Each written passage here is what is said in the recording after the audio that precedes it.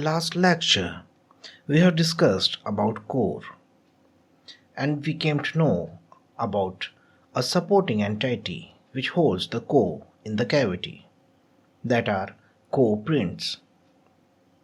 But sometimes the core prints are not able to support the core inside the cavity because of some unbalanced forces present inside the cavity after the molten metal has been poured.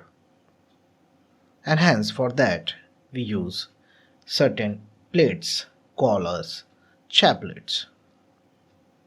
So in order to understand what the chaplets are, let's first understand the forces acting on the core.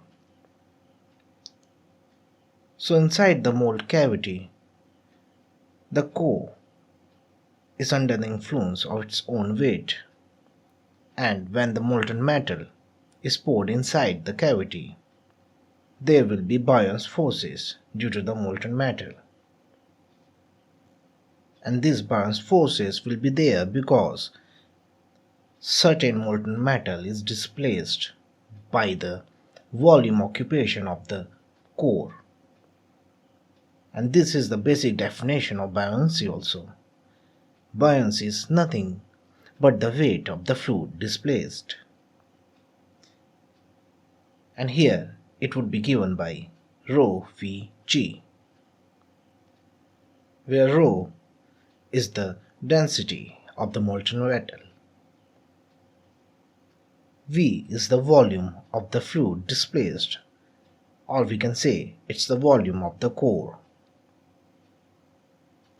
Now the weight of the core would be given by rho suffix c Vg.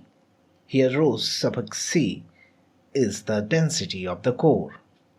V remains the same, volume is the same, that is the volume of the molten metal displaced is the volume of the core, and hence the buoyancy is generated there.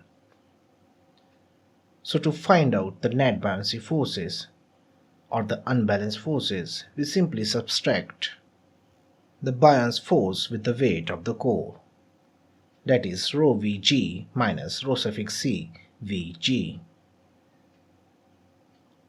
and we get Vg rho minus rho c.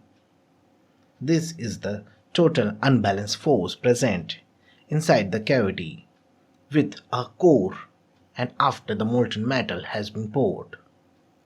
However, for the kind of setup that you are seeing here with a vertical core, the buoyant force will be absolutely zero. There will be no buoyancy forces. Now for the same setup, for the horizontal setup that we are discussing here, where the core is placed inside the cavity horizontally, supported by core prints, here the unbalanced forces will eventually displace the core, and hence the final casting will have different kind of dimension. Completely unacceptable dimensions will be there. So to put the core in its desired position, we use certain plates. These plates are what we call chaplets. These chaplets are metallic plates inserted to support the core, and they does not collapses. They are made up of the same material as the molten metal, and they form bonds with the molten metal as soon as they are poured. They serve two functions. First, they support the core, and second, they becomes the part of the casting itself.